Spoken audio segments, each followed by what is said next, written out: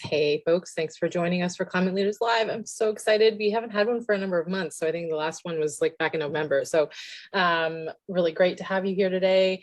We just quick note, we'll be recording the session and sending out video clips, and we'll post a link on our website so you can catch a chair at binge watch all your favorite Climate Leaders Live episodes if you want. We'll be doing a moderated Q&A if we have time at the end, so please post any questions that you have in the Q&A function. That'll help us track, and then we'll also forward those ahead to the speakers afterwards, and when we send out the recording. And I think that's it. Oh, also, we do have closed captioning available. You can click live transcript in your Zoom menu. And if you prefer to be reading along, I think it's more accurate after the fact, but it is fairly accurate now. So without further ado, I am going to turn it over to my friend Gregg Small. I'm going to stop the share. You'll see a number of faces here, and we're off. Great. Awesome. Thank you, Stephanie. Hi, everybody. I'm super fired up about this for a couple reasons. One, there's few topics that get me more excited than talking about state climate leadership. It's just like, it's my passion. It's what I've been working on for a very long time. And, you know, we're doing a lot of great stuff in a lot of different states. I'm also super excited because I've known Kelly for 30 years, worked with David for a long time. Delmar, this is the first we've ever met. I'm so excited. I've heard amazing things about you. So the chance to get to work with old friends and new, I'm quite excited. And, yeah, I mean, the purpose of this conversation is really to talk about this topic of state climate leadership and the importance of it, and what's working and what's not, and what more we need to be doing. There are a lot of states that are doing great work. It's not, we happen to be highlighting three here: Washington and Illinois and Colorado. But the good news is that it's far from 3 states. There's a lot of states doing incredible work. We hope to do more of these Climate Leaders Live, talking with other states, but today we've got these 3. So I think we'll just, and we'll do some questions and then we'll go to all of you. But to start, I hope that just each of the panelists can quickly introduce themselves and their organization, and then we'll just get to it. Maybe David, we'll just start with you. Tell us about yourself and the Nature Conservancy. Great, thank you. Thanks for having me here. So I'm David Mendoza. I am the Director of Advocacy at the Nature Conservancy in Washington, leading our government affairs team. I have about 15 years of experience in economic and environmental justice work. Working in the Nature Conservancy is my first time working in a mainstream environmental organization. It's been quite a good experience. And so also, just one other note is that I've just recently been appointed to the Environmental Justice Council, the first Environmental Justice Council in Washington State by Governor Inslee. Awesome. Great. Thank you, David. We'll hear more from you soon. Delmar, hi, how are you? Doing well, and it's a pleasure to be on today. Good afternoon, or in I guess out west is it still good morning. My name is Delmar Gillus. I'm the Chief Operating Officer at Elevate. Elevate is an organization that ensures everyone has access to clean energy, clean water, as well as clean air. We have offices in Chicago. Also, we have an office in Oregon, outside of Portland, as well as doing work in the Midwest. I'm on today to kind of talk about the work that we did as part of the Illinois Clean Jobs Coalition on the Climate and Equitable Jobs Act, of which I was one of the interim negotiators. So thanks again, and looking forward to the discussion. Awesome, thank you. And last but not least, Kelly, hi. Hi guys, great to see everyone. So I'm Kelly Nordini. I'm the CEO of Conservation Colorado.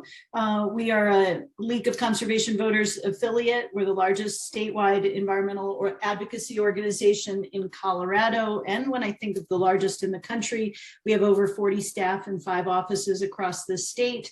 Our work on climate really lives at the intersection of policy and politics. We like to say that we bring the people to the policy and the politics. And some of you may be familiar with our Protégete program. Protégete means protect yourself in Spanish, and that's our Latinx leadership and organizing program that is in the Conservation Colorado family. So that's us. Great. Thanks, Kelly. Thanks, all of you. So I think, you know, over the course of the conversation, I'm hoping we can hit on a few topics, and then we'll also talk about whatever comes up from all of you watching, but particularly we want to talk about, first of all, like just what policies are passing, what's happened. But just as importantly, want to talk about the coalitions that were central to running the campaigns that helped to get things across the finish line.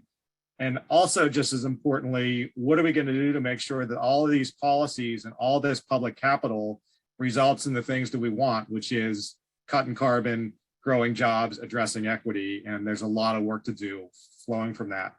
So I think maybe to level set it for everyone, I thought it'd be useful for everyone to talk just briefly, not go too crazy into the details, but at a high level, what are some of the sort of big take-home policies that have passed in the states that you're working in? And Delmar, maybe let's start with you. You already referenced what passed in Oregon, but maybe a little bit more detail on what does it actually do and what do we hope it will achieve? Yeah, and thanks again, Greg. So yeah, what I'd like to just kind of give a real high level overview of is what we did in Illinois.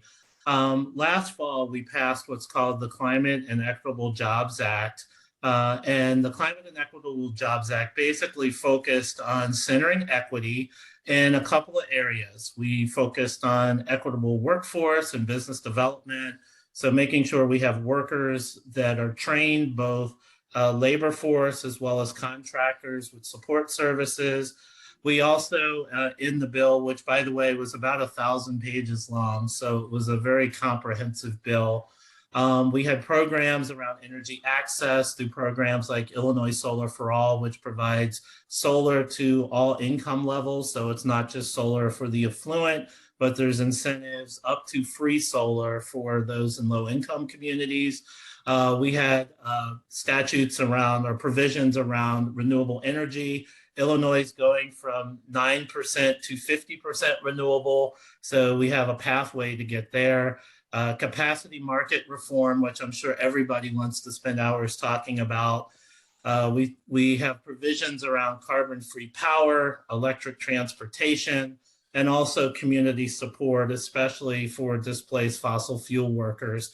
And then lastly, Greg, just as a tease, the coalition that we worked with was called the Illinois Clean Jobs Coalition, which was a partnership of community groups as well as environmental organizations, because our approach really focused on, first and foremost, centering equity, but also making sure that we were listening, not just listening to communities, but we were inclusive of community ideas. So for instance, when I talked at the bill signing, every provision that I mentioned during the bill signing was a provision that came from community leaders on what they wanted to see in Illinois' clean energy policy. So that's just kind of a tease of the bill. And like I said, it's 1,000 pages and I'm happy to dig into at least some of it. I thought our Washington bill that we have to pass was long, but I think that takes the cake. Well, let's go over to you, David. We've passed a lot of good stuff in Washington, my home state, but David, where do you want to start? We have. I think we've been on a good run since about 2019. In 2019, we passed the Clean Energy Transformation Act that gets our states to 100% clean energy by 2045. And there's significant equity components in that, requiring utilities to invest in overburdened communities, as well as requiring low-income assistance for folks as well. In 2020, passed the greenhouse gas reduction goals for our state that helped set the groundwork, the trajectory in which we were able to successfully pass our big year of 2021, where we passed our clean fuel standard to reduce the carbon intensity of our fuels by 20% over the next few years. I blank on the exact number. The Climate Commitment Act, our kind of landmark bill that it both creates a cap and trade system and an air quality regulatory program with really powerful focus on addressing the equitable concerns that a number of communities have expressed around cap and trade programs. Our program really, I think, directly addresses those concerns and it plans to really deliver on addressing reduction of both greenhouse gas and air quality, improving air quality in communities. And then I think really something very close to my heart, helped to develop and pass and advocate for years, is the HEAL Act, or Healthy Environment for All Act. It's the foundational law for environmental justice in Washington state.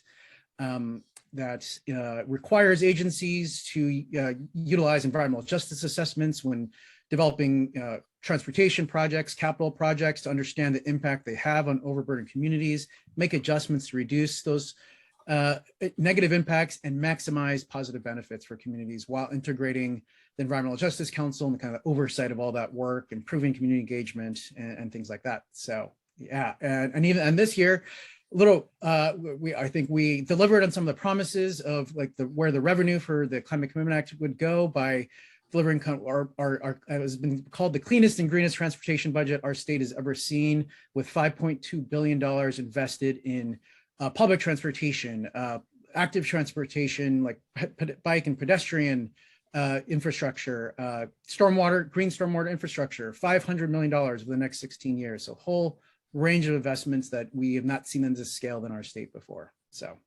that's where we are.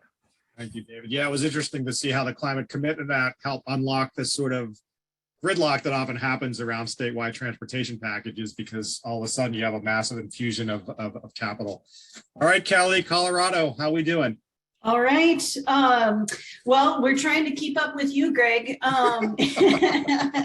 David, it's really terrific to hear. And we look all the time at the other states and what is happening. And our charge to ourselves is to do nationally leading climate policy. So which means that we are trying to keep up with you guys. I'm going to highlight 4 things over the last couple of years, similar to Washington. We've been on pretty upward trajectory since 2019. So 4 quick things. In 2019, we became the first fossil fuel producing state besides California to put science-based climate targets into statute, into law. So 50% by 2030 and near carbon neutral by 2050. This is really significant because Colorado, a lot of people don't know, we are a top 10 producing state for oil, gas, and coal. So it's a big damn deal to do in a fossil fuel producing state. Number 2, in 2019, we also passed landmark oil and gas reforms. And that's a big deal here too, because we're oil and gas producing. We just ended up wrapping up implementing all of that oil and gas reforms over the last 3 years, which I'll talk about when we get into implementation. So really some nationally leading policy there in the oil and gas space. Number 3, last year in 2021, we put then enforceable limits on pollution by sector for the electricity, oil and gas, industrial, and building sectors. Sadly, we were not able to do the transportation sector, but we also closed a loophole for polluters. And for the first time ever, climate pollution has to pay in the way that other air pollutants have had to do for a long time. So that was 2021. And then the 4th thing I want to flag is that in all 3 of these instances, nationally leading environmental justice policies have been integral to that legislation and those rulemakings. And we've actually been able to get some funding for our climate action and environmental justice work to support those policies. So in each of those, there's really important work that's been done on the environmental justice front, and hopefully we'll talk about that a little bit more in a minute. Will indeed, yeah. So let's talk about, first of all, awesome stuff. I mean, that's a lot of very big policies that have passed in states in the last few years. And I'll open to whoever wants to go first on this next one, but and Delmar, you already referred to it a little bit, but if folks could talk a little bit about like what were the coalitions that came together to help, and again, maybe they're different because different bills had different coalitions, but what were some of the coalitions that came together? What were the dynamics like? What was the campaign like? You know, what are the big challenges? What are some of the lessons learned that you think would be useful for everyone listening in to hear about? And anyone is welcome to go first. Delmar, you just went off mute, so you're welcome to lead us off here. All right, happy to. One of the things I always like to share, Greg, is a saying that I have, which is you need an equitable process to have equitable outcomes. And historically, what you see when energy policy is drafted is that oftentimes the group that's drafting the policy does not look like the communities that are most impacted by it. And so one of the things that we did in Illinois was that we started with a process that was called Listen, Lead, Share, which was basically having hundreds of events across the state. It's almost like what you would call a listening tour, to just get out in the community, understand what people were thinking, what they needed, and how previous versions of the legislation worked. The group that did that in Illinois was called, once again, the Illinois Clean Jobs Coalition, which was well over 100 environmental organizations and community groups. To the point that you made, coalition building was critical. We learned a lot from what worked well in previous bills, as well as what we needed to do. And we had a structure that was based in the Jimenez principles. It was based on making sure we baked equity into our working groups. We basically had a steering committee. We had a policy committee. When it was time for negotiations, we had a negotiating committee. And then we also had lead negotiators, of which I was one of 3, as well as community groups and special groups as well. For instance, there was a group that I met with weekly that was primarily African-American and Latino community group members that discussed the legislation. So that was kind of the general structure of our coalition.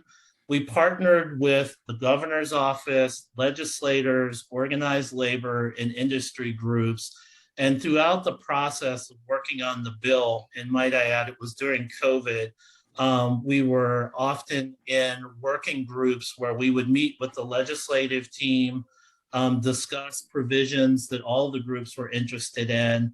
And then oftentimes they would take subgroups for different sections and really put us in a room and say, hey, you guys get together, work through, come back with some recommendations. So oftentimes we were working with upwards to 8 different variations of approaches, but ultimately we worked together, we figured these things out, we took them back to our individual coalitions, and then work with the legislators and the governor's office to eventually get the bill language drafted. But the coalition was critical to making sure that we did that in a successful, inclusive way. That process seems incredibly healthy, and it's way better than anything that we usually get into, because, like, you know, oftentimes what we see happen, and I'd love to hear also David and Kelly talk about this, is legislative session starts to move very, very quickly, and decisions start to have to get made very, very quickly. And one of the challenges I know we faced is, how do you keep a big coalition engaged and involved in decision making when decisions sometimes have to happen like that? And I wonder, and what you described, again, it sounded so healthy, but did you run into some of those dynamics when the speed of the legislature moves faster than the speed that coalitions sometimes are able to just functionally get together and communicate? Yeah, I'll start off by answering by saying, Greg, it was not perfect. But the way that I like to describe it, it probably sounds like it worked a lot better than it did in many instances. But fundamentally, what we did was we discussed that very dynamic that you talked about, and we had a process by which we had a weekly steering committee meeting, of which the negotiators attended. There was also multiple negotiating team meetings during the week. So if we were in a negotiation around some provisions, we could fairly quickly leave those meetings, rally with the 3 lead negotiators, get on the phone with our negotiating team. If there was something we needed to vote on, we voted fairly quickly. If it needed to get escalated to the steering committee, we could do that. Could we turn things around in 10 minutes? Probably not. Right. There were instances, though, where we had to make sure that the people in the room had to weigh in and make decisions because we were part of the negotiations. But I would say in general, most major decisions, we were able to quickly engage our negotiating team and our steering committee so that we could make decisions, I would say, easily within 24 hours. And a lot of credit to that goes to the people that were willing to meet with us at 11 o'clock at night or 6 o'clock in the morning. Yes, that is the way that it gets done sometimes. Kelly, how about you? What type of coalitions were put together? What kind of lessons do you think are important for us to all hear about?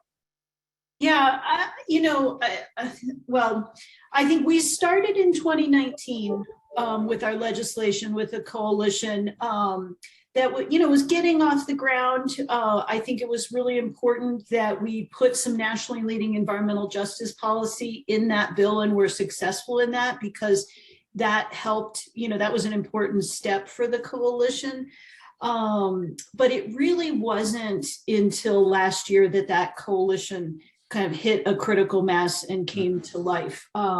Similar to Delmar, we have over 100 groups. And I think there were really two important things that sort of took that to the next level and make it a different coalition now, which is frankly one of the most inspiring things that gives me hope about what's going forward in a way that we didn't have in 2019. And those two things are, number one, the governor threatened to veto our climate bill. I think it was 3 days after it was introduced in 2021. And he went full on, all in, really hostile on this climate bill because he didn't like the accountability in it. And that galvanized groups. And I think we saw a dramatic increase in our coalition once that veto came out, because I think groups that were on the fence and were kind of like, I don't need to be in this fight. This isn't my fight. This isn't something I need to prioritize. Saw, heck yeah, we got to prioritize this. We have to step up and be a part of this coalition because of that veto threat.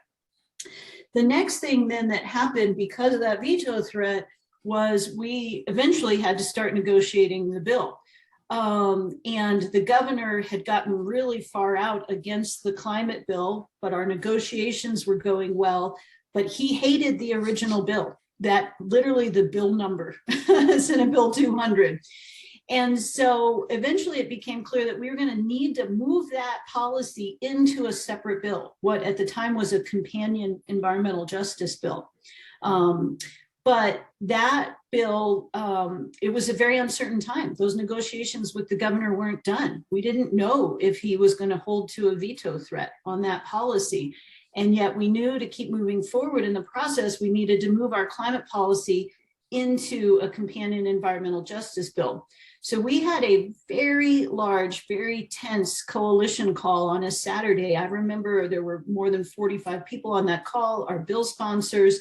So Saturday afternoon, late in session, and this decision was made to go ahead and move that policy into the companion bill, which was a risky move. And it required a lot of trust. It required a lot of solidarity. It required a lot of commitment to that policy that we were going to work together as a group to get all of the policy done together, not just one or the other. And I think that was really a watershed moment for the coalition. And it was ultimately successful. We negotiated the bill and the governor signed it. And I think now we see a coalition that is really functioning more cohesively, making these connections, standing in solidarity together, not maybe segmenting things in a way that we would have in the past. And there's a lot of power and a lot of opportunity in that. A lot of credit goes to our government affairs team, particularly our government affairs director, who was really masterful in building and cultivating and sustaining those relationships and doing it with transparency and honesty so that people could be a part of that process. It's a lot messier than it sounds. I'm with Delmar. I'm sure we screwed up 8 things along the way, but it was a powerful moment for the community, I think. Yeah, well, that's interesting. And I'm sure David will speak to this to some degree, but alliances formed under fire can be very powerful, right? You got to go through those searing moments together to be like, okay, like we're all in together. And, David, I obviously have worked through a lot of these issues over the course of the last, 4 or 5 years. But what's useful for this group to hear about in terms of coalition dynamics? Again, there's multiple bills here, so they weren't all the same, but what's here, do you think? So we've done a mix of things that's led to success here. We've had a formal coalition that helped us, that formed to initially pass a carbon tax that unfortunately didn't pass. But in the wake of that not passing, we were successful. It's the Climate Alliance for Jobs and Clean Energy. We're able to, it's a combination of mainstream environmental organizations, BIPOC-led organizations and labor unions coming together to address, our climate crisis in an equitable way to ensure a just transition for workers. And so that work, there's a lot of work and relationship building done to build that table, and was so critical in the success of the Clean Energy Transformation Act and the greenhouse gas reduction goals. At the same time, while we transitioned and the governor introduced and legislators introduced the Climate Commitment Act, there was a division in that alliance of there's environmental justice organizations who were just, fundamentally opposed to the use of the market mechanisms found in cap and trade. And so those organizations didn't mean that there weren't a broader way of different communities of color that also wanted to see change, wanted the investments that cap and trade can bring, and also wanted to see more guaranteed of a reduction of pollution than even the carbon tax that this coalition supported would have done had that passed. And so that we were very successful in building kind of more of an ad hoc coalition to pass the Climate Commitment Act that had two statewide Black-led organizations, the Build Back Black Alliance, the Black Lives Matter Alliance, a leading Latinx organization, El Centro de la Raza, and critical, absolutely critical. All without the support of those organizations and 19 tribal governments in support of the Climate Commitment Act, just do not believe we would have ever gotten this through, both for the components of how they help shape the bill to address their community's needs and make sure it served them and their purposes, but also the kind of moral authority that they brought in terms of wanting to address not just the climate crisis, but the pollution and consequences that folks are facing due to other forms of industrial pollution. I was struck in hearing both you and Delmar and Kelly about how equity was so critical to all these bills. And I think we all relatively in the same few years have passed, and I definitely agree, without the equitable components. And I think there's a couple of things that made this possible. One, our experience in Washington, and I think it plays out in other data from other folks as well, is communities of color support these climate policies in greater percentages than white communities. And so that's been critical in support, and combine that with Washington since 2018, and it has had the most diverse legislature in its history. So the concerns of those communities are really not just from the outside advocate perspective, but the representatives that we have, folks like Senator Saldana, are just absolutely critical to bringing that inside voice, sharing the stories of what they see in their communities and making that difference and making sure we get these across the line. And so, yeah, I would say that those are critical aspects of that work, for sure. Yeah, well, that's it. I just want to hit on that topic, and I wonder if other, Delmar and Kelly, if you can speak a little bit to sort of the legislature, and one, what does your legislators look like in terms of some of the issues that David just talked about? Do you feel like you've got a lot of climate champions in your legislature just generally? Is that a big problem there? Because there's only a couple of them. And I know, like, for example, in Washington, as David has referenced, the legislature has changed dramatically in the last couple of years, not just in the sort of Democratic, the DR makeup, although that has certainly changed and that's been critical, but also like who's in the legislature, who cares about climate, who's bringing equity to the table. So what do those look like in Illinois and Colorado, and how is it changing? Maybe Kelly, to you first. Well, Colorado, part of why this did really pick up in 2019 is we got a trifecta. So we have a pro-conservation governor in both chambers of our legislature. By the way, Colorado is one of 3 trifecta states at risk in 2022 with our state Senate. So for you national folks paying attention, look at Colorado and help us protect that trifecta. They're essential. We cannot hit our climate targets without state leadership, and we have to first and foremost hold trifecta states to do that. I think our caucuses do look different, and they are starting to look like Colorado. They are not there yet. Certainly they are not there in both chambers, but it's a strong caucuses, particularly our Latinx caucus has really stepped up their leadership and presence and numbers in the last few years, and that's a game changer. I think it's a really important part of our success in this whole picture, and that these things, they can't be add-ons. I think Delmar was saying this in the chat. You know, it's not, oh, the environmental justice policy is over here, and then there's, you know, this other work happening over here. They are fully integrated. At least we are attempting to make them so. We don't always get it right, and it is definitely a learning process.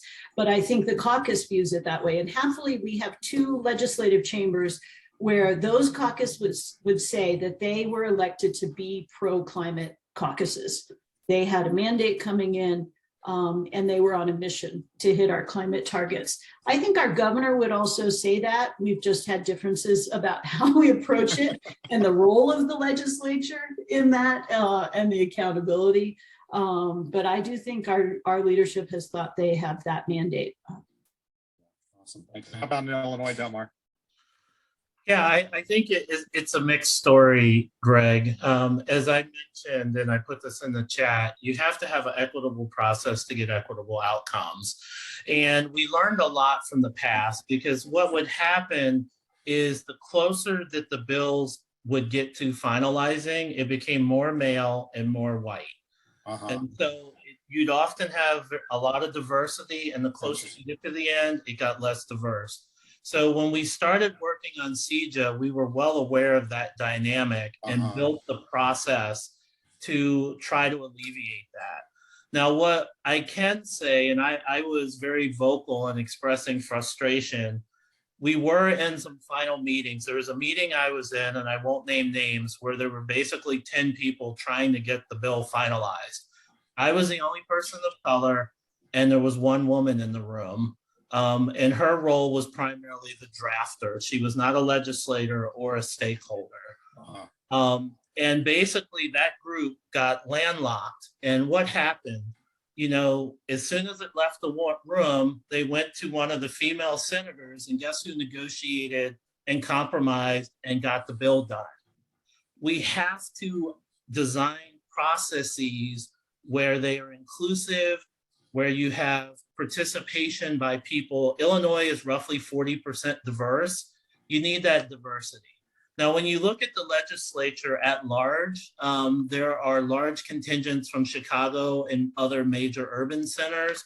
So you do have a fairly significant Black and Latino caucus that is in the legislature. And we would not have been able to get this bill passed without both their support as well as them pushing back. But ultimately, if we're not able to build a coalition, we started with our own coalition. We had working groups. The way they tended to break out is that they tried to funnel a lot of the Black and brown people into the equity and the workforce groups. No, I'm an engineer by training. I want to be in the group where we're deciding how we're going to define renewable standards and rate making, et cetera. So we diversified our subcommittees with diversified leads. And then when we went into the room, my role was primarily to make sure there was equity across the board in the bill, but I also had both technical as well as DEI expertise that I could bring to the table. I should not be the first African-American in this role in the year 2021. There should not be meetings to finalize a bill when the state is 51% female and there are no females in the room for the final negotiations. That's wrong. And it's something that, although I think we did a very good job, there's still more to do. And I'm sure we're going to be back at it in 4 or 5 years. So the way I would look at it, Greg, is part of the reason we made the progress we did was because we had a lot of challenges in the previous version. And I feel extremely blessed that we had female sponsors and leads on the legislative side that helped get this through. And there was a high degree of diversity, but there's still more that we need to do for the next time. Yeah, that was great. I kind of want to spend more time on this, but I want to shift gears a little bit. You just referenced we're probably back in 4 or 5 years. Well, one of the things I'm really focused on is how do we make sure that 4 or 5 years from now, the promise of all of these bills that have passed and the promise of all the public capital coming in, whether it's from state policies or the federal infrastructure package, et cetera, actually result in progress. Like, you know, as I've started to say, emissions curves don't get bent on promises and words. They get bent on actions. And so now we have to move from, not that we're done with policymaking, there's more to be done, but we need to actually make sure that like electric vehicle charging stations are set up, and we have electric buses going into communities where diesel buses used to be, and we're getting heat pumps put into low-income people's homes. And like, it's a different set of challenges than passing policy, but the challenges are every bit as formidable, but they're just different. And I wonder how folks are thinking about both sort of the implementation, the like literal like slog of agency work and utility commissions work, et cetera, as well as how to think about all the money that's coming into the systems, public capital, which we obviously have more of ability to influence. And of course, there's an enormous amount of private capital moving into this space. So anyone who wants to come first, how are you thinking about implementation and investment dollars to actually make it real? Happy to talk about that, Greg. I'm really glad you elevated it, because the sexy thing is the legislation. Right. Every donor wants to talk about what bill you passed, Right. But that legislation is only as good as the implementation. And I think we've seen that on the oil and gas front. We passed the legislation in 2019. We've spent 3 years implementing it through a series of rulemakings. Those have gone quite well. Happily, we had the support of the governor and his administration in that. We didn't agree on everything, but for the most part, we were aligned in getting the big thing over the finish line in those 3 years. They put high quality people in place to do it. And I think it's a real success story. And then part of the reason why we had to do legislation in 2021 is because the governor was not implementing quickly enough the legislation from 2019. And the legislature went back in and said, no, we really meant this. And so we are going to put a further level of specificity and accountability in there and provide a backstop. But still, then we've seen delays in rulemakings here in Colorado. Our advanced clean trucks rulemaking was delayed till next year. Our industrial rulemaking was delayed to next year. The implementation is critical. And that means that the groups have to be resourced to see it all the way through. They've got to be there for those 3 or 4 years that you are in a hard slog at a commission no one's ever heard of, needing lawyers and expertise and resources that the industry has in, exponential numbers. So it's really a question of resources and having that ability to see it through and having that accountability and daylighting those processes. And you need your coalition partners standing there with you. A lot of these spaces are what Delmar described on steroids, old white guys who are very steeped in the technical expertise. You got to be able to go toe to toe with them. And that's tough work. And it means that donors and funders have to understand that regulatory process and be willing to see it through with us and not just the sexy moment of the legislature. For sure. Yeah. Delmar or David, either go next. Yeah. Yeah, I'm happy to kind of build on what Kelly was saying. Yeah. Implementation is key. One of the things that our coalition learned from our last version is that we have to win the win. You can pass the bill, but then if the bill doesn't do what it's expected to do, then ultimately it's a loss, especially for underserved communities. So just at a very high level, some things I would recommend thinking about are things like accountability measures. One of the burning platforms I had in this bill was that basically businesses could access state incentive dollars that everybody pays into, but they had no requirements around diversity, around hiring, around engaging underserved communities. Now in Illinois, if you want to access dollars that are coming from everybody, you need to have an inclusive business that is willing to hire Black, brown, and women employees. And you need to be willing to contract with Black, brown, and women-owned businesses. If you don't want to do that, you can run your project, but you're not going to get state money to do it. Mm-hmm. And part of what we also do is we do a lot of demographic data tracking. We wrote the bill so that it stays clear of any constitutionality issues. Mm-hmm. But what we did do is we say we're going to collect data. And then if the data comes back and it shows that there's disparities, then we have a path forward to begin to address those disparities. The last thing that I would mention quickly, Greg, is that we also put a premium on communication and outreach, because what we found was that there was a lot of dollars out there previously, but by the time communities of color and diverse contractors found out about those dollars, they were gone. So what we did was we have both specific allocations of incentives that are focused on BIPOC businesses, but then we also are already out, even though the state agencies now are setting up these programs, we're already out talking about what provisions the bills have and helping businesses get ready so that when those dollars come online, they're going to be able to access them. So those are just some of the things that, as we were drafting the bill, we were thinking about getting the results and the outcomes. And one other real quick one, then I'll shut up, is training. Part of the connection, because we didn't want to have like a ARA program where you're training people and then they don't have jobs. Right. Part of the process is if you're getting state incentives, there's a requirement that you work with trainees that came out of the programs. So we're literally training people and then connecting them immediately with industry jobs and opportunities. So we tried to build a pipeline to get underserved communities engaged in this process with support services and with also what we call inclusive financing, so that Black and brown businesses can get like upfront capital to pay for solar panels, trucks, engineering assessments, et cetera. So we tried to think through the entire life cycle and what barriers were there, and then design provisions to remove those barriers.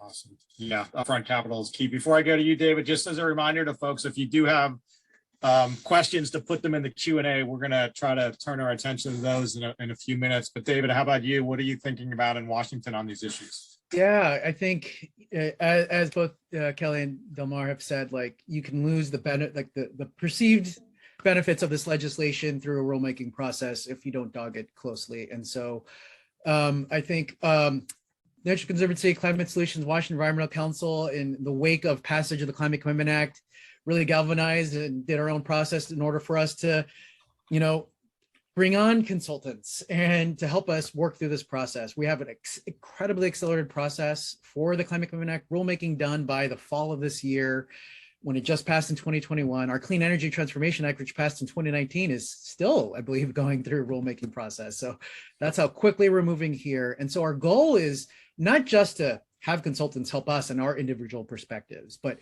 to help us develop primers on different kind of aspects of this rule, so we can kind of create more public education, share those materials out. Goal is to also do translated materials to share with a broader set of communities who don't necessarily participate in the rulemaking process, and bring them up to speed and identify areas where they might have concerns about the way things are being proposed. And, being outgunned is a big concern here, right? Recent meetings that I've seen, where it's like 30, 36, 40 representatives from industry and 4 or 5 nonprofits and advocates trying to kind of combat that wave. And so we have our work cut out for us, but I think kind of the cooperation across the organizations that were cooperating on this is critical to that. And one thing I think we're looking to at the Nature Conservancy is, how can we help resource organizations who just don't have the staff? Smaller BIPOC-led organizations simply don't have the capacity for policy staff or lobbying staff that a number of our larger historically white-led organizations do. So how can we utilize our access to capital and resources to help them step up in these processes, not dictate how they show up, but just give them the capacity to show up? So that's how we're working. Awesome. Okay. I'm going to go to the Q&A, and I'm going to expand this one question. This is a slightly hard question, I think, answer in a way that is overly satisfying to us as individuals or collectively. But this question is specific to Washington, but I'm going to bring it up a little bit. It's, do you think that the 2025 for carbon-free energy is too late? So that's referencing the 100% clean electricity bill. And what I want to raise that out to is, we've been really talking about state legislative processes. We've talked about compromises that need to get made, because that's we're in a democracy. That's the only way you can get things across the finish line.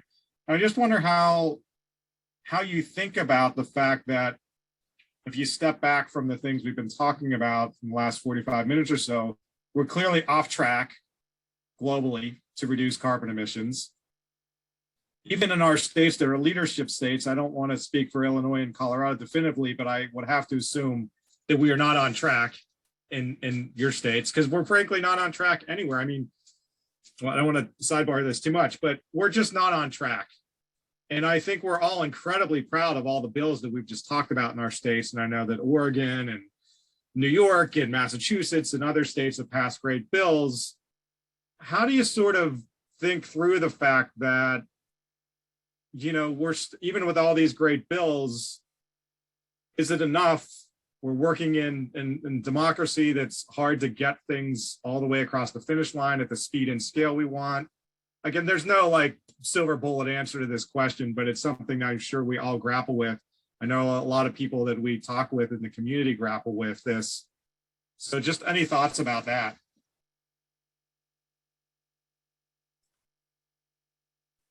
Delmar. This is definitely one where I would love to hear from the other two experts first, so I can build on what they're saying. Okay. But I'll take a stab at it and maybe ask for a redo if that's okay, once I hear David and Kelly's answer.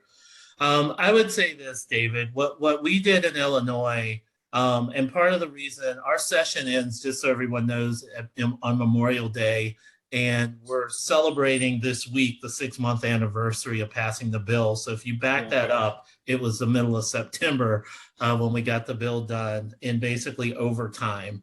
And this was the primary issue that was being debated, was how do we decarbonize and meet the schedules and the goals that we have.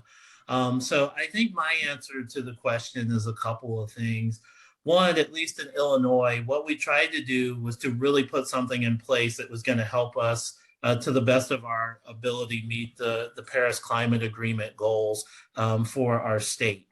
And so I think we used that as a framework, but there was also a conversation as part of this process that even though our bill goes out to 2040 and 2050 in some instances, we're going to have to regather and readdress some things in 5 years. And my personal optimistic hope is that people are smart, and at the end of the day, they're caring. And I think what's going to happen, or at least I hope what happens, is that we're going to be able to get this out of the political realm to the degree that there's for and against, and get it more in the scientific realm, where we start to actually see this as a global problem and then start to work together to solve it. And I think there's going to be more and more energy, excuse the pun, around that over the next 5 to 10 years as people start to really see the direness of the crisis. So I think all of these bills are going to get a refresh within the next 5 to 10 years with some more aggressive targets. Yeah, for sure. I certainly hope so. David, Kelly, anything you want to add to this thread? Yeah, I would say the things we have to about one thing on the specific question was, one detail for our bill is that we actually get to greenhouse gas neutral by 2030. So not 100% clean energy, but at least we're neutral by 2030. So one kind of clarification there.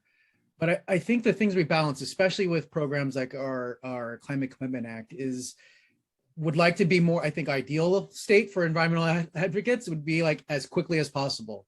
But then we have to balance the concern when we have of leakage of businesses relocating out of state. And so how do we, acknowledge some of the overheated rhetoric that we get from the business community, but also the real impacts on the ground, because it doesn't help any of our goals to address this global crisis if folks just go to another state that doesn't have the protections that we're trying to put in place. Right. And so that's, I think, where some of the deadline stuff is really rooted in, is that kind of negotiation we do in the legislature to balance those concerns. I think that's what I had to say. That's good. That's a really good point. And that's partially how we resolve it from a policy perspective, is thinking through those things. Kelly, anything you would add to this question? I would just say, kind of to David's point about balance, I think that we have to do two things very well at the same time. One is we have to provide hope. We have to show a path forward. We have to show that this is doable. There is hope. the renewables industry alone has exceeded all of the projections of, what solar and wind we're going to be able to do and the economics of that.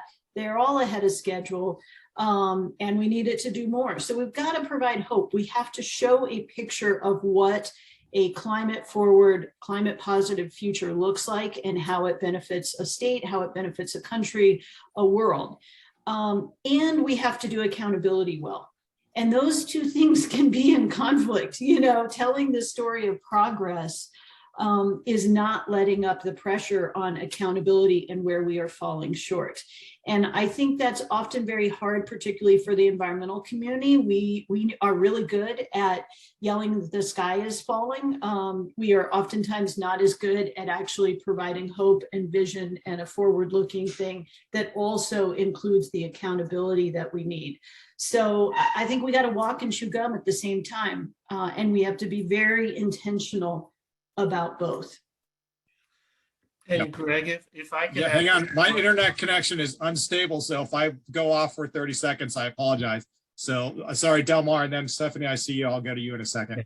I just had a quick one sentence thing I wanted to just add on to the great point that Kelly was making, which is we have to look at this from an equitable perspective as well. And David talked about it. When you look at the world, we can't leave behind quote unquote third world countries and countries that do not have the money to invest in these things.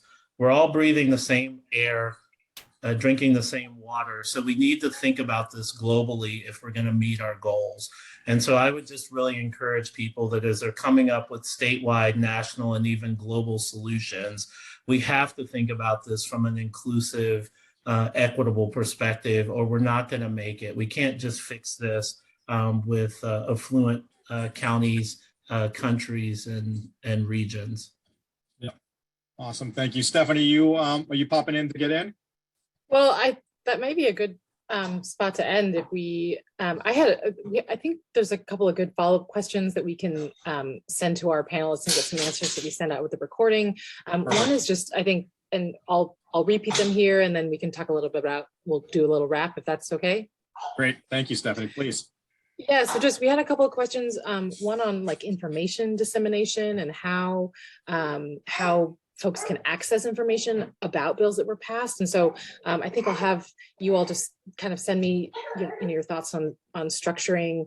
That is something that we struggle with. I know in Washington, like we pass these great things and then they kind of go away, and there's an implementation process and there's a rulemaking process. And then, we try to write a blog or something, but I think there's definitely a challenge that we have in the environmental community with like continuing, just what Kelly was saying, continuing to tell the same story, to inspire hope, to, inspire global action in a lot of ways. And I think that's something that Climate Solutions has definitely thought about in terms of the, looking at states as a leading place. So one will be on just, how you structure information access later on. And another one is kind of related, which I would love to have you opine on in writing is, what are some ways that you are looking to innovate in terms of that information access? What are ways that you're innovating in bringing people to the table? I've heard models such as like paying folks for their time, paying community members for their time for being a part of meetings. Folks like using WhatsApp to get at a certain particular kind of community who might not read our emails or something like that. So just maybe innovative ways in which you're looking, or you've heard about that you're looking to implement for hard to access communities or folks who might not traditionally just have access to all this information. So I think a little bit on that insofar as coalition building and maybe ways in which you're structuring communication that might look a little different from that. But really quick, I wanted to thank our speakers. Thank you, David. Thank you, Kelly. Thank you, Greg. Thank you, Delmar, for being here. I learned a lot about some stuff in Colorado and in Illinois and Washington that I didn't know. I always appreciate being able to receive the information as well as send it out. So that was super helpful. I'm looking forward to hearing more especially from Illinois and Colorado on what on what is happening in clean energy in your states. We actually have a quick, I'm just going to share my screen really quick so that folks can see. Just a quick plug for an upcoming event with Climate Solutions on May 4th. We are hosting U.S. Representative Pramila Jayapal, as well as Donald Baird and Patience Malaba, a conversation with them on building electrification. We're super excited to host Donald and Patience for that conversation on building electrification. I think it's a big, I'm sure you're looking at that in Illinois and Colorado. I know in Washington, it's a big piece of how we're looking at climate action is emissions reduction in buildings. And again, we post all of our recordings to our Climate Leaders Live webpage. You can find all of that on our events site at climatesolutions.org/events. And just a quick shout out to our sponsors: Clean Fuels, Alliance America, Microsoft, Port of Seattle, King County, McKinstry, and Seattle City Light. And I think that's it, unless anyone's got a 2 cents mic drop that they want to say. Stephanie, I want to thank Greg. He was awesome. He's a great moderator. Thank you. Awesome. Thank you. I had a great time, Delmar, meeting you. I'm so impressed by you and what you've done in Illinois. And as I mentioned, I've known Kelly forever, and I work, every day with David. So this was an incredibly good time for me. And yeah, and I'll just close by just saying what I said at the beginning, which is I am just so passionate about state level climate advocacy. And it's not just because there's gridlock at the federal level, all there is. I just think that states, and we're seeing it, like it is working. It is working. States passing big policies, and a lot of them matters. It's scaling. It is making a difference. Like this is a strategy that is effective. It'll be especially effective if we do what we talked about in terms of implementation and making sure that money gets spent well. But like this is working. Let's do more of it. And I had a great time. So thanks, everybody. Thank you. Thanks for having me.